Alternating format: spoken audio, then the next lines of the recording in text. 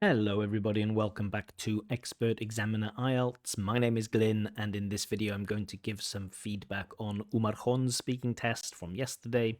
Remember, if you'd like to have your own free practice IELTS speaking test with feedback, or if you'd like me to check your IELTS writing tasks, then join one of my groups. I'm on Facebook and Telegram. Links to both groups are given in the description, but let's get straight into the test. Good afternoon. My name is Glyn. Would you please tell me your full name? My full name is Umarxon. The name is completely unintelligible for me. When you're saying your name, please make sure that you say your name slowly and clearly. Remember, the examiner might not be from your country and might not understand names from your country, so please say it slowly and clearly. And what should I call you? Please call me just Umarxon. Now, the candidate's name is Umarxon. I don't hear Umarxon. I hear, please just call me Umarxon. And I can't understand this. And even with the candidate in the pre-test chat, I had to ask him like 3 or 4 or 5 times what his name was because I just couldn't understand it. If in doubt, say it slowly, say it clearly. Now, this isn't part of the test. It's just a very basic thing when you speak other languages. You have to understand that sometimes you have to adapt, right? When I speak Chinese, I don't say 我叫 Glyn, because Glyn doesn't sound Chinese. I sometimes have to change it to 我叫 Glyn, right? And so, and the same if I'm speaking Russian, Glyn James. That's how I have to say it when I'm speaking Russian, because that's how it goes. So, yeah, it's not part of the test, but just be careful. Okay, thank you. Now, in this first part of the test, I'm going to ask you some questions about yourself. Where do you live? I live in a small town, which is named Which is Namid. So already we hear that Uzbek id, the Namid, which is named or which is called, but not Namid. Yakutsk. It's located between two cities, namely Kokand and Yepan. Okay, decent use of, well, quite decent use of namely, but it feels like rehearsed speech, but okay. And I really like my hometown. What do you like most about your hometown?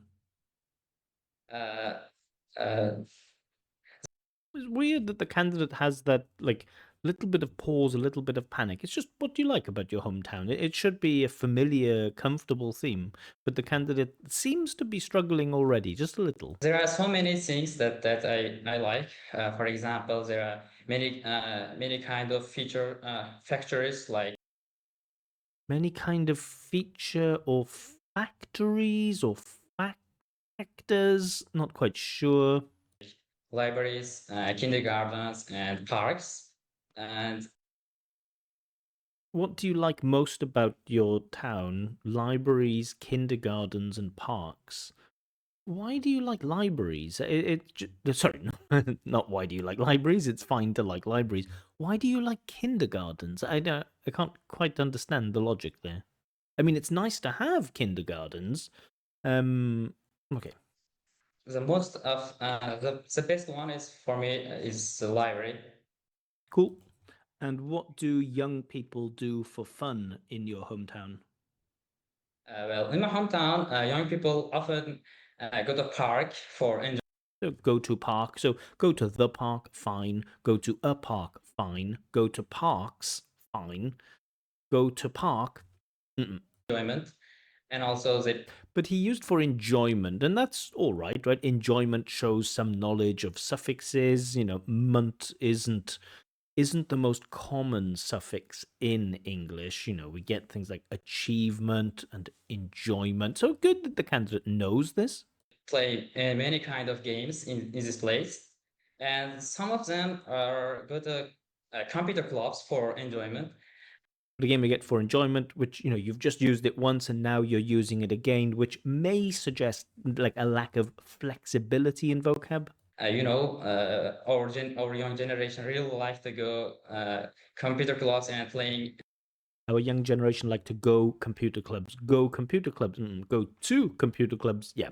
So we have to, or we should, understand some different patterns with go. Sometimes we use go without anything, right? Go home, go abroad. Sometimes we use go with to, sometimes with to the, sometimes with on, like go to school, go to the library, go on holiday, but just go computer clubs. Yeah, it shows a lack of knowledge of collocation and style. So with that vocab to get that band 7, these collocations are kind of important. Any kind of computer games. Mhm. And Uzbek candidates love using the word young generations or younger generation or something like this. It's a bit odd.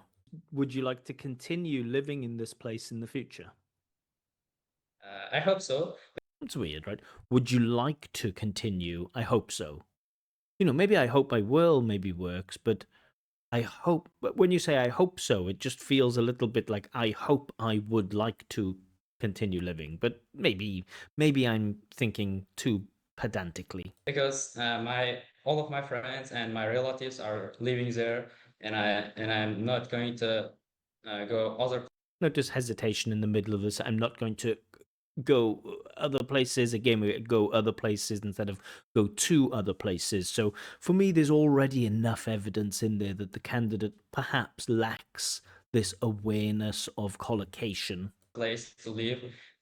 If they're not available, I won't be happy If they are not available, I won't be happy. It sounds a strange thing to say about your friends if they're not available. because I really like them. Let's talk about text messages now. How often do you send text messages? I usually text message to my friends or So the question is how often, right? And one thing I noticed about this candidate during the test, and probably will mention it, sometimes it feels like he doesn't listen to the question carefully. There's a difference between how and what and when and why and how often. How often do you use messengers? The candidate tells me that he sends messages to his friends, but we want the answer to the question how often. Messages now. How often do you send text messages? I usually text message to my friends or my family, of course. Uh, I guess I can say I usually use Telegram for texting. I usually use Telegram. So he says, what messenger? I mean, maybe you could say, well, the word usually, but I don't know how I feel about, even though the word usually is an adverb of frequency, which answers the question how often, for me, it feels a bit weird when, like, how often do you use messengers? Oh, I usually send messages to my friend and I usually use Telegram. Yeah, just a bit odd. Messages because it's most common and most useful. Yeah, that useful instead of useful, that Uzbek useful.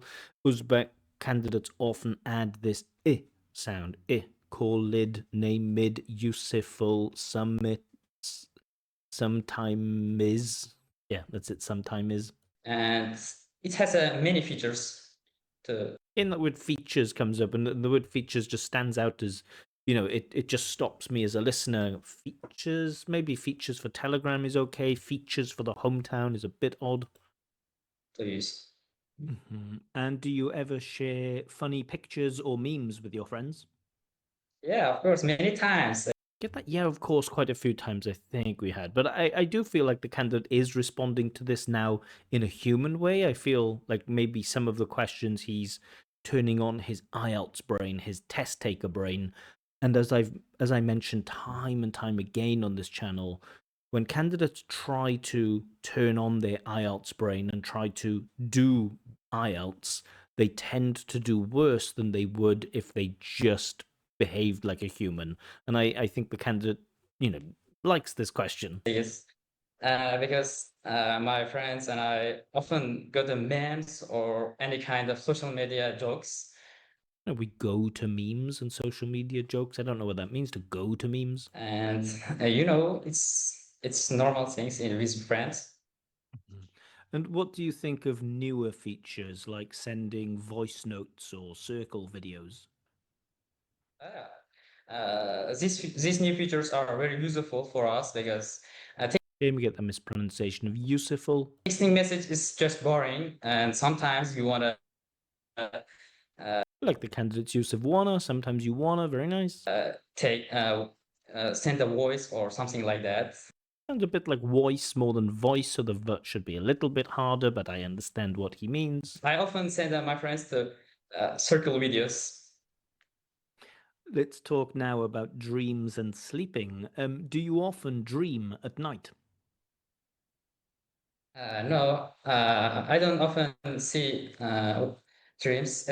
Again, that collocation, I don't often see dreams. Now, I know in Russian they use see dreams, and I know that there are some linguistic similarities. Even though Uzbek and Russian are completely different language, they do have something called language contact, right?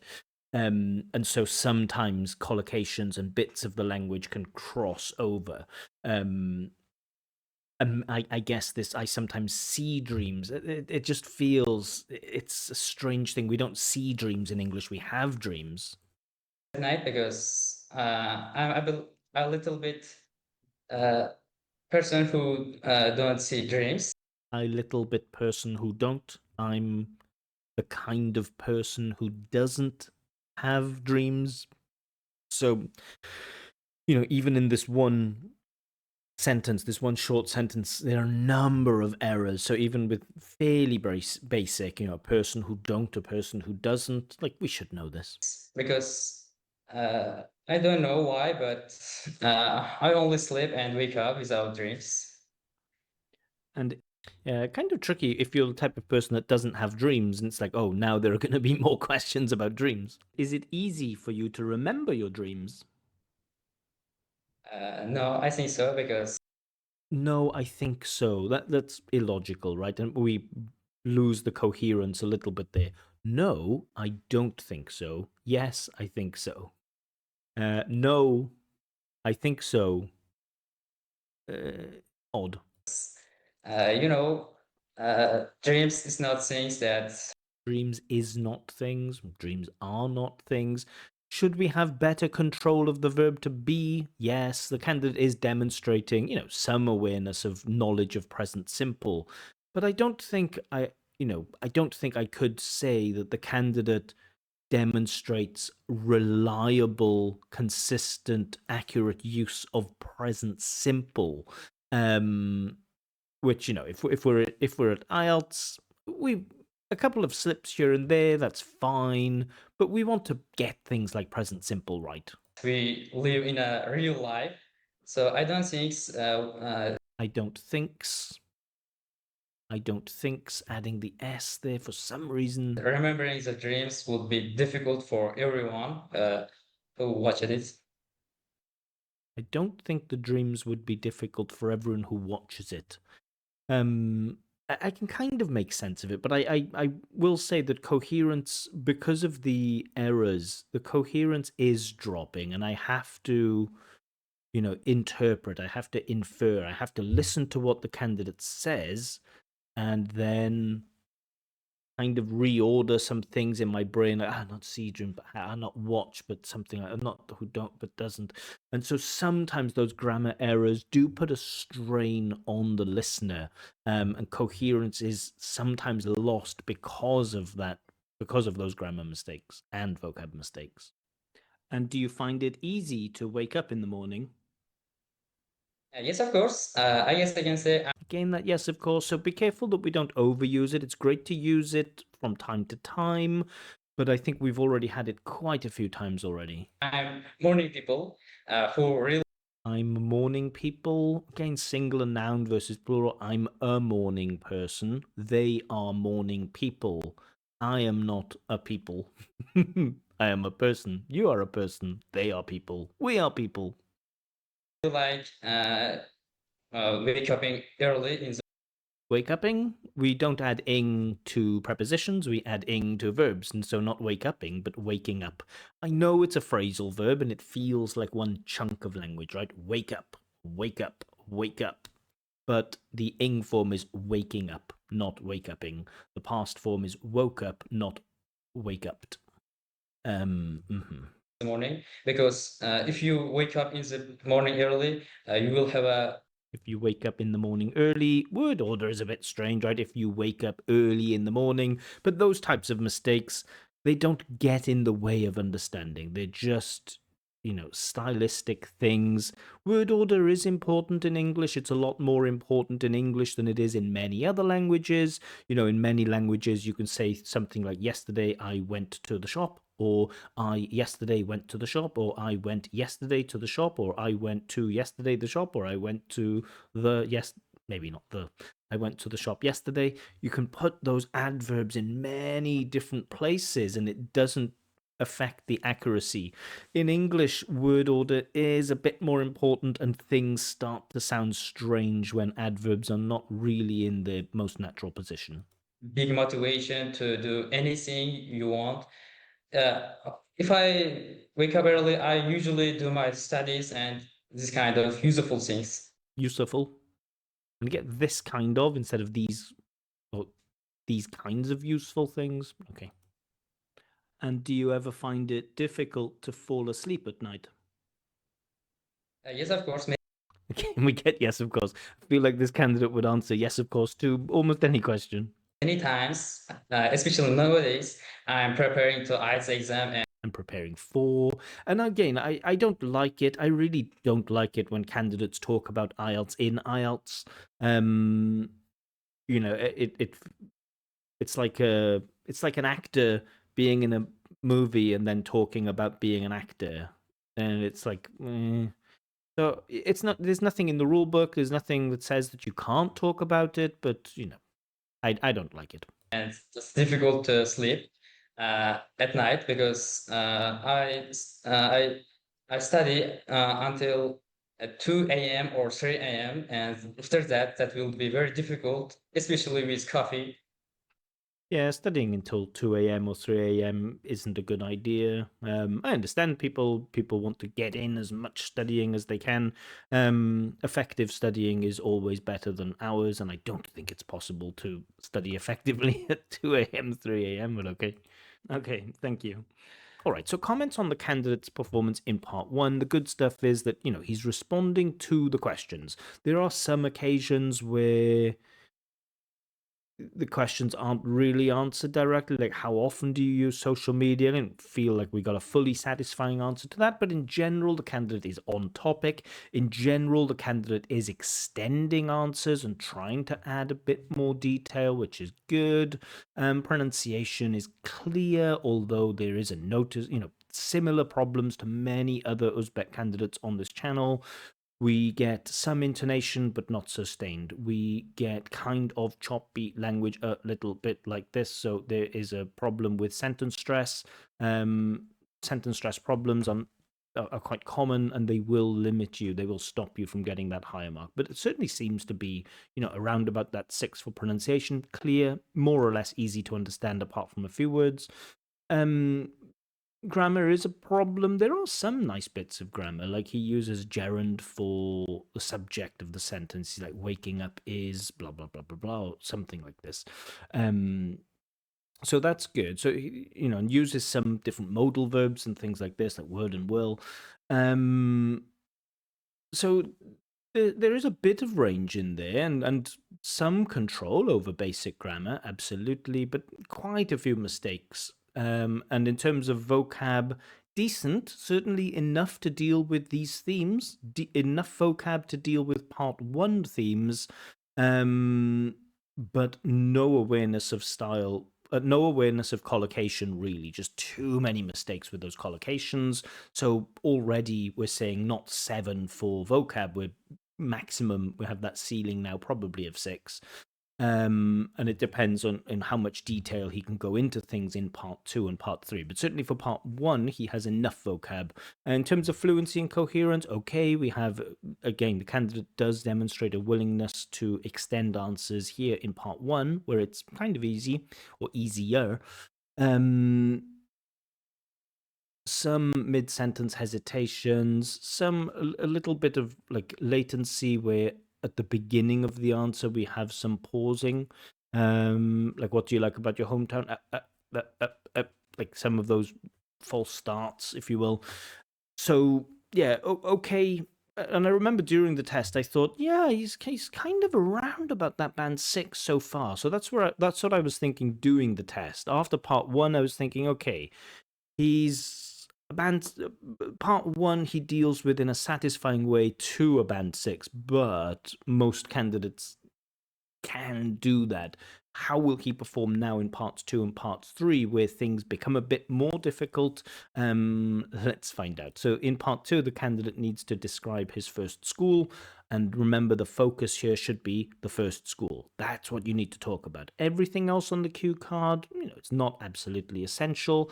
I do believe that the last question, say whether you like this school or not, I do feel like that is an important question, but there are certainly other examiners who say, doesn't matter. As long as you're describing your first school and you're staying on topic and your ideas are clear and there's a logical flow, there's progress in the turn, then that's all that matters. I still think, and say whether you like this school or not, kind of an important thing. You should say stuff. That's the stuff where you decide whether to include that or not. I'm a person that doesn't like to take risks, so if I was taking IELTS, I would, where possible, it's not always possible, I would just, introduce, say where the school was, add extra information, say what the classrooms were like, add extra information, say who my friends were, add extra information, and then say why I liked or didn't like the school. Very easy approach, very safe approach. Cool. But the focus has to be that school. So let's see how the candidate does. Yeah, that's clear. Okay, so that's the end of your preparation time. To remind you, you'll have between 1 and 2 minutes to give your talk, and I will let you know when the time is up. Can you start speaking now, please? I would like to talk about one of my one school. Get the introduction, at least get the introduction part right in part 2. I'd like to talk about one of my... No, not one of my... Describe your first school. That's the task. Describe your first school. You don't have an option here. It's like, not like, I'd like to talk about one of my... No. Describe your first school. I don't know if we need that introduction, like, I'm going to talk about my first school. Sometimes, if it's like talk about an actor you like, then maybe you start with like, okay, so I'm going to talk about one of my favorite actors, which is Samuel L. Jackson and blah, blah, blah. But this isn't the type of task. And this, sometimes it shows an examiner maybe where candidates are using some memorized bits of language, which is like, I'd like to talk to you about one of my... But that introduction doesn't work for every cue card, and it certainly doesn't work for this cue card. You have to talk about your first school, not one of my... Which is my first school, because of my. I didn't quite get what he said. I would like to talk about one of my one school, which is my first school. I'd like to talk about one of my first school, which is my first school. Okay? Because of my education, I have been many schools. Because of my education, I have been many schools. This sounds... That sounds A2-ish. Because of my education, but we do get I have been, which is present perfect, which is generally above A2. Because of my education, I have been many schools. My first school was 18 school, which is located.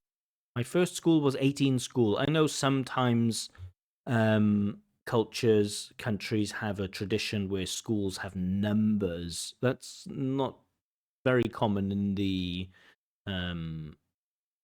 English-speaking world. So instead of saying it was 18 school, which is potentially confusing, you could say something like, it was school number 18. That might make it, I don't know, a bit easier to understand. In my hometown, and we've said where it was. Okay. when I entered the school, it was 2000. Candidate really now feels a little bit uncomfortable.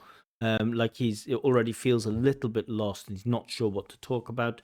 I've mentioned many things. I don't think IELTS can be hacked. However, one thing that you can definitely learn and really should learn is how to take notes, how to make the most of that 60 seconds preparation time so that you can take enough notes that will see you through the whole 2 minutes. 2010, and I remember that was a good years when I went to school, I entered the school in 2010, and I remember that was a good year. So using a singular article with years, plural noun.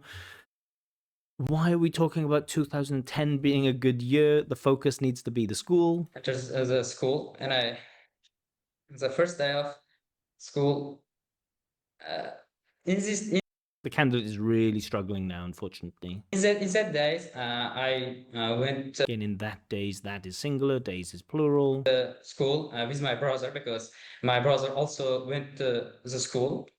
So this, often it feels like sometimes candidates are just lost and reaching. They're freestyling. They're not sure. They don't have a plan. They have a disorganized speech and they're just reaching, right? It's like I have to talk about my favorite sports. And it's like football, and I like football, and I play football, and I my friends play football, and I watch football, and my brother he plays football, and football. It's like it's on a pitch, and you kick a ball, and score a goal. And I what my favorite football team is Newcastle, and Newcastle, they won the Carling Cup, the Carabao Cup last year, and Isak scored, and but now Isak left, he went to Liverpool. um this is disorganized speech, and it doesn't really feel like a long turn. It feels like disorganized individual sentences and bits of content just thrown out there, but I don't see the cohesion. I don't see how these ideas link together. And he was 5 years older than me. And I remember at that time there was not available many features that Again, we're back to features. nowadays available, which are computers, Wi-Fi, or Computers, not computers, but okay. any kind of televisors, TV. Televisors. I know the Russian with televisor, maybe. And but never And I get a bit of panicking, and you can hear the candidate actually taking a breath. I've mentioned that a few times. When candidates are feeling uncomfortable in the middle of the sentences, they start taking breaths because they're not speaking naturally or they're panicking. Now, of course, is there anything in the criteria that says if the candidate takes a breath, then they lose marks? No, but there is stuff in fluency and coherence about speaking at ease or comfortably developing, and the candidate demonstrates that he's uncomfortable. This is a struggle for him to keep going. This is difficult for him. nowadays, I guess I can say there are many kind of features for our new Again, we're back to features young generation because there are available and back to young generation. computers or TV or other systems like Back to repeating some ideas. this. And Are we really satisfied that the candidate is describing his first school? I don't know. I mean, he's kind of on topic. He talks about where the school was and says, his brother went to that school, and mentions something about them not having Wi-Fi before, but now they have it. I'm not satisfied that this is a good description of the candidate's first school, and also the candidate's opinion about whether he liked it or not and why. yes, today's in these days, studying at school is more easy because Candidate now is explaining to me why it's easier to study at school nowadays. That's not a description of your first school. when if I talk about my school experience, at that time was Please do. very difficult to study in my school because we only study at school. It was difficult to study at school because we only study at school. We have no any features. We have no any. Are you talking about present time or past time? We didn't have any, not we have no any. And again, we're back to features. that was so boring because only one thing that makes a school really Okay, interesting to thank. Yeah, so again, the candidate gets lost very quickly. Even from the first or second sentence, it seems like the candidate's a bit confused. But he is. There is underlying coherence. The candidate's kind of on topic, and not perfectly on topic, but he's kind of around the sides of the topic. But there is evidence. He's not just talking about something random. He is trying to address the task. Some of the vocab is okay, but I don't really think we got any real descriptive language to describe that first school. We didn't get any information about the classrooms. The candidate relies on things like features, features, features, and repeats like internet and TV. I don't think there was enough vocab really to extend and talk about the subject in depth, which is required, I think, for even band 6. Just taking a look at that. Yeah, so band 6, resource sufficient to discuss topics at length. I don't really think that there was evidence that there was enough vocab to talk about the topic at length. So yeah, but the big problem was that it was just a disorganized speech. It didn't really feel like it had like a nice beginning, a middle, and an end. It didn't flow from one place to the next. It just felt like a number of different sentences thrown together, and the candidate was panicking, and it was difficult for him. Let's jump into part 3. I don't think there's much else to say about this part 2. it. Thank you. All right, so you've been talking about your first school. Let's talk a little more about childhood and development now. How important is early childhood education for a child's future success? Oh, maybe it's very important because you learn some of the most basic skills that you will need for the rest of your life.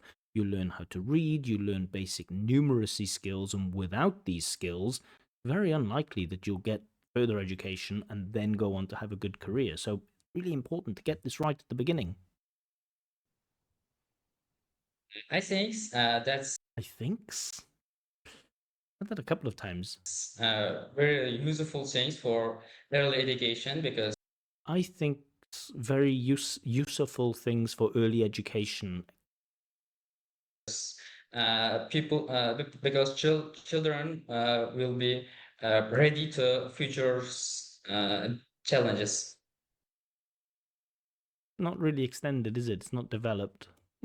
But how does early childhood education prepare children for future challenges? I agree with the candidate's position, and the candidate's position is clear. It's just, can he develop and explain that position? I mean, That's a bit, was very weird. Maybe what I meant was. education challenges. For example, if we start earlier than others, they might be more clever and If we start earlier than others, they might be more clever. know about the numbers or alphabet like this. Okay, kind of making that point, right? Those basic skills, but not clearly. And do you think children, and I can go in and I can, I always like to give candidates the best opportunity to explain their ideas. If I feel like their ideas are short, I'll ask them and try to get them to explain more. However, I am against the clock too, and I have a limited amount of time and I need to get through some different questions. So I'll only do it once. Learn more from school or from their families. So in early education, do children learn more from school or from their families? I think children more learn from school, of course, because Children more learn from school. Learn more from school is the correct word order. there's teachers available to study anything they want. There are teachers available to study anything they want. I don't know if that's true for elementary education, is it? But I think with parents, Again, that I thinks. I don't know why that's obviously a habit that the candidate has. I don't think it's not a cognitive grammar mistake. It's not like the candidate thinks that we add s after think in with first person singular. but it is something that comes out, and it is a grammar mistake. It's not a mistake in the brain, it's just a mistake from habit, but it is repeated. I thinks. Uh, Children must learn about behavior. Mhm. And how do friendships at school affect a child's development? Uh, Again, with that answer, I didn't really feel like we got like a fully satisfying and developed answer. The answer was quite short too. Friends, of course, very essential part of our life. Friends, very essential. So, the candidate. So one of the worst ways to prepare for IELTS, and I'm not saying the candidate's doing this, one of the worst ways that you can prepare for IELTS is to rely on, you know, synonyms for important, right? That's the stuff that's easily reproduced. And I do that type of work with my students from time to time. I don't focus on it all the time. It's just like, oh, here you go. Instead of saying something is very important, you can say something's absolutely essential, or it's like highly critical, or whatever. But I try not, I don't want students to force that stuff in too much. So I make students aware of that stuff. But the real thing that will score points in IELTS is not like, can you paraphrase very important to absolutely essential? The real point scoring in IELTS is, can you demonstrate, do you have the communication skills, the grammar skills, the vocab skills to demonstrate clearly why something is important? And for me, so many candidates put the focus on trying to say in a beautiful way, X is very important, where the real focus should be on, can you explain why X is important? So the candidate does a decent, okay job of saying, like, friends absolutely essential. It misses the verb to be, but okay. Friends absolutely essential. And so, okay, you got that absolutely essential, but if you can't then follow that up and have enough vocab to explain why it's absolutely essential, you're not going to get the points for vocab, because you have to have the vocab to discuss topics at length. And just saying that something is absolutely essential, I'm not against absolutely essential, but our focus really should not be on saying that something is important or essential. Our focus should be on explaining why it's essential. Or in this question, it's not how important are friends. This question is, how do friendships affect a child's development? You now need to give examples or explain how friendships affect a child's development. And school friends, one of the school friends will be necessary things in the future, of course, School friends will be necessary things in the future. Does that tell me how they affect, how friendships affect childhood development? No. for young generation. But how do friendships affect a child's development?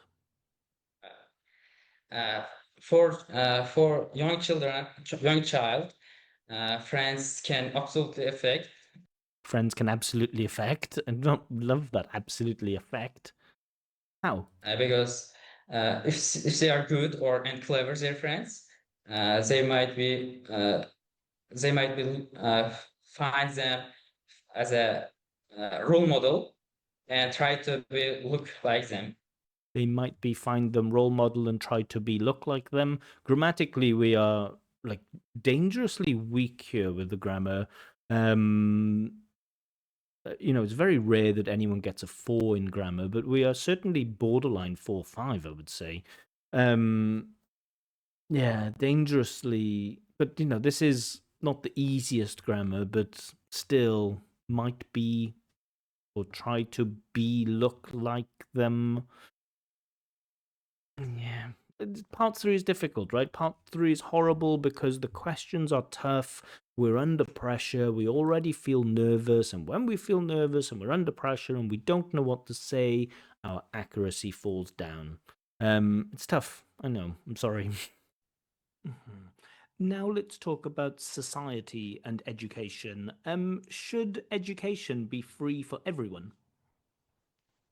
Yes, of course. For example, Back to yes, of course. In my country, education is absolutely free for everyone, and that's so good things for That is so good things.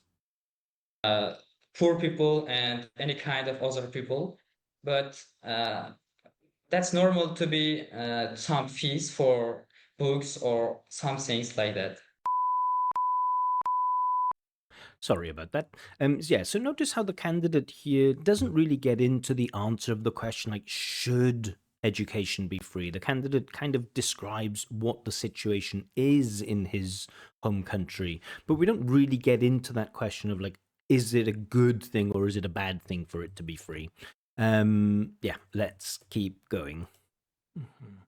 And how can education help to make society better? Of course, education Candidate again answers with "of course," and how, not does.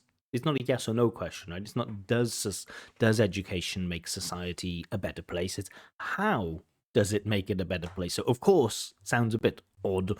Yeah, a difficult question, right? How does education make society a better place? Not an easy question to answer. will make society better because And it says education will make society better because, let's get this reason, let's see if it's clear. young children, if they study good Because young children, if they study good, study well, and work in the future for society, they will be make the country better. yeah, I mean, the point is there is what I would say underlying coherence in there, right? If you study well and then you get a job and you do that job that makes society better, then that makes the country better as a whole. Not clearly put, but I kind of understand the main point there. And do you think schools should teach values and morals as well as academic subjects?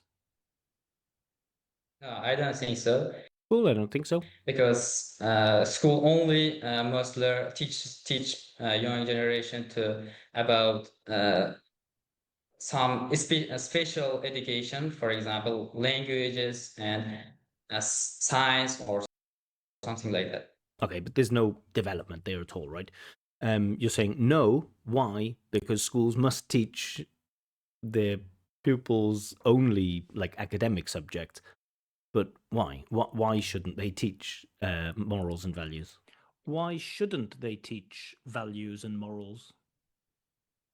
Because I don't think that's necessarily same Okay, it's not a necessary thing. Okay, but more? because they can learn about these things from other places if they need.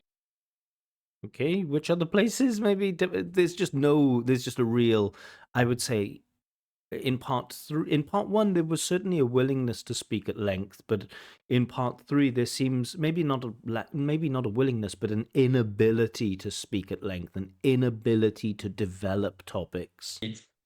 From which other places? Right, so I have to keep asking, like, well, why is it a bad idea? From which other places? For example, online platforms. Now, I mentioned this to the candidate before we started, that the problem with B1 users of English is that in part 3, they're just looking for the right answers all the time, and sometimes there are no right answers. So when the examiner asks, like, well, which other places, or when the candidate says, oh, they can learn values and morals from other places, this feels to me like a candidate at that B1 level that's unable to explore subjects and has the mindset that they need to find the right answer. They can find it from online platforms. Which online platforms? Whatever. Um, yeah, and that's something that I said to the candidate before we started this. Like in part 3, don't try to find the right answers. That's what the B1s try to do, and they have very limited answers because they're always looking for the right answer. Just say anything that feels like it's the right answer. The problem is that you will be expected to develop and explain that. And if you don't develop and explain it, the examiner will take you into those like deep, dangerous waters and ask you, well, where should they learn values and morals from? Why shouldn't schools teach this? So that's the problem with like pretending or trying to find the right answer, is that you end up saying something that you can't develop, that you can't explain. And for me, this seems to be one of those examples. They can learn about this, I think. Yeah, I don't know if online platforms is the best place to learn about values and morals. The internet, it can be a great place, but it can also be a very, very dark place. Yeah, please, don't use the internet to get your values and morals. And finally, how do you think the education system might change in the future? Yes, of course. Again, yes, of course, right? How might it change in the future? Yes, of course. That isn't an appropriate answer. I think for example, my country, Uzbekistan, education system will be absolutely changed because Will be absolutely change. I don't know. Will change. Will definitely change. Will change a lot. Will be absolutely change. nowadays there are some problems to must be solved. There are some problems too must be solved. I understand the main point, but focus on the future, right? This is a future focused question. How might it change in the future? Now, I know sometimes when we talk about the future, we want to show what it's like in the present and then talk about how it changes. Okay, but focus on that future. And I think And the candidate says, some problems that must be solved. And for me, this shows a lack of vocabulary that the candidate cannot, or at least the candidate decides not to, tell me what those problems that need to be solved are. of in the future our education will be better. Yeah, will be better, very generic, very vague, no detail at all, just very basic, unfortunately. Okay, thank you. That is the end of the test. All right, so not the easiest set of part 3 questions. I didn't go into the most difficult ones. Examiners do have some freedom to pick and choose which questions they ask. We're always trying to get the most out of candidates, and if candidates demonstrate that, they're at that C1 level, then we might push them and ask a few more trickier questions, shall we say. We didn't get into the absolutely tricky ones, but that's okay. All right, so getting into some feedback for the candidate. So, firstly, let's be honest and say that the candidate certainly isn't at that C1 level, right? So the candidate before the test said that he would be happy with a score of like 6.0 or something like that. So we should understand that before we get into the feedback. But let's get into it. So let's have a look at the band descriptors here. So for me, it isn't a 6 for fluency and coherence, and that's because I'll just show you. Able to keep going demonstrates a willingness to produce long turns. Now, we did have some of that in part 1, but over the course of the test, parts 1, 2, and 3, I don't think we had that. Answers were too short, answers were undeveloped. In part 1, we were okay, but in part 3, there just was not a willingness to explore those questions in detail at length. So having a look at band 5, usually able to keep going, but relies on repetition, self-correction, and slow speech, maybe not so much slow speech, hesitations associated with mid-sentence searches for fairly basic lexes, I would say yes. 4 says unable to keep going without noticeable pauses. I don't think that's fair. I think 5 is probably where the candidate is in terms of fluency and coherence. So I'm going to mark that fluency and coherence. I'm going to mark that as a band 5. So in short, the candidate's natural fluency is decent. The candidate's use of discourse markers is okay. However, that lack of willingness to explore topics in length or to keep going to develop answers, that pulls it down to a 5. And the same thing with vocab, actually. So if we look at band 6 for vocab, resource sufficient to discuss topics at length. The candidate does not discuss topics at length. He does it a bit in part 1, but not enough in part 3. And because the candidate doesn't discuss those topics at length, I can't award the 6 for lexical resource. So, resource sufficient to discuss familiar in part 1, absolutely, and unfamiliar topics, maybe limited flexibility for sure. So probably, yeah, band 5 for lexical resource 2. Cool.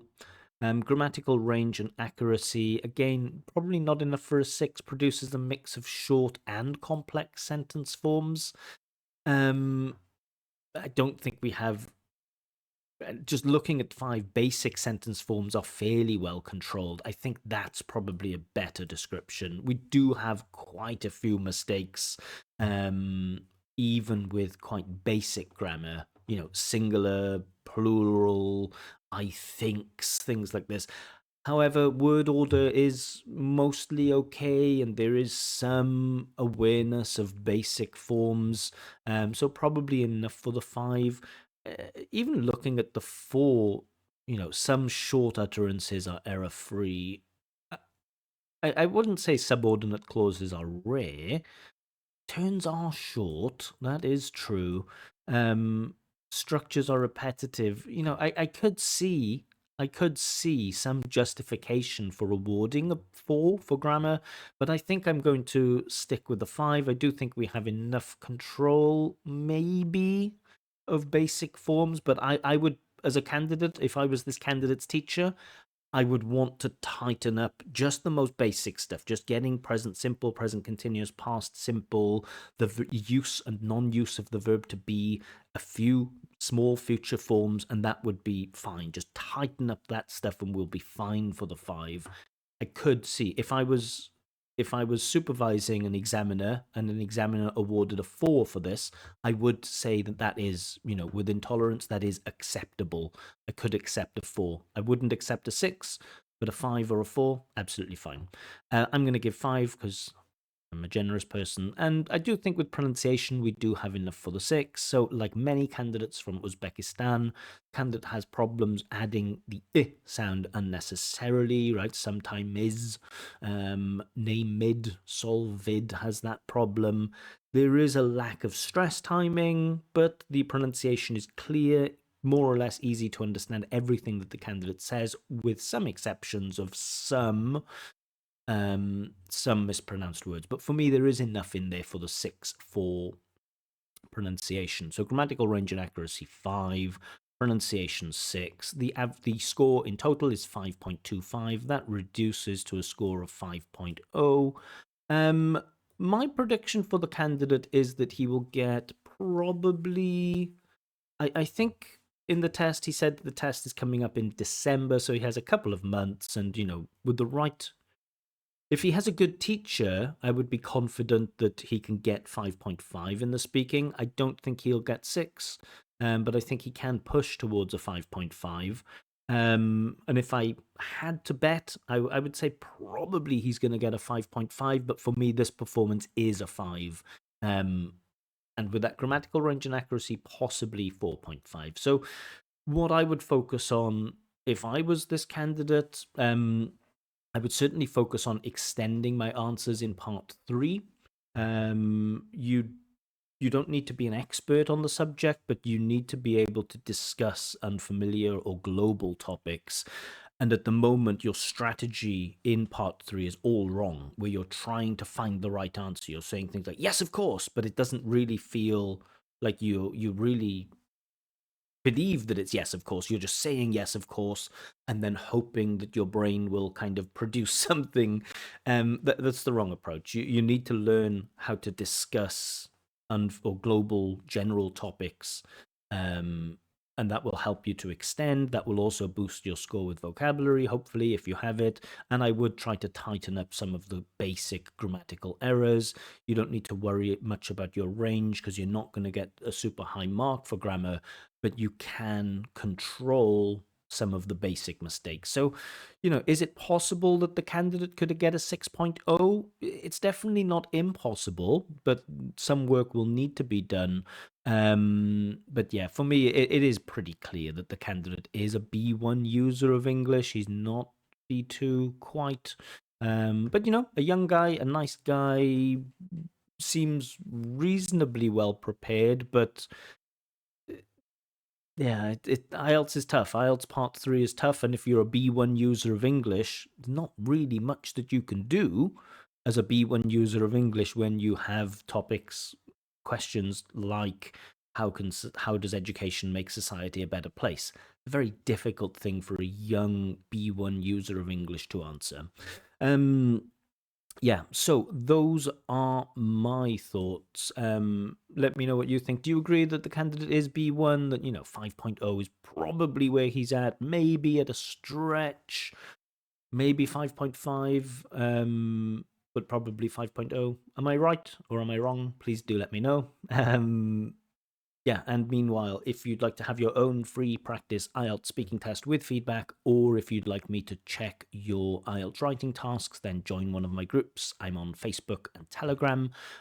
Candidates are always selected at random for these tests, so if you want to avoid the random process, you can pay for something. You can pay for a speaking test or a writing check, and a full price list is available on my website, expertexaminer.com. Links to everything are given in the description. More videos from me coming soon, but for now, bye bye.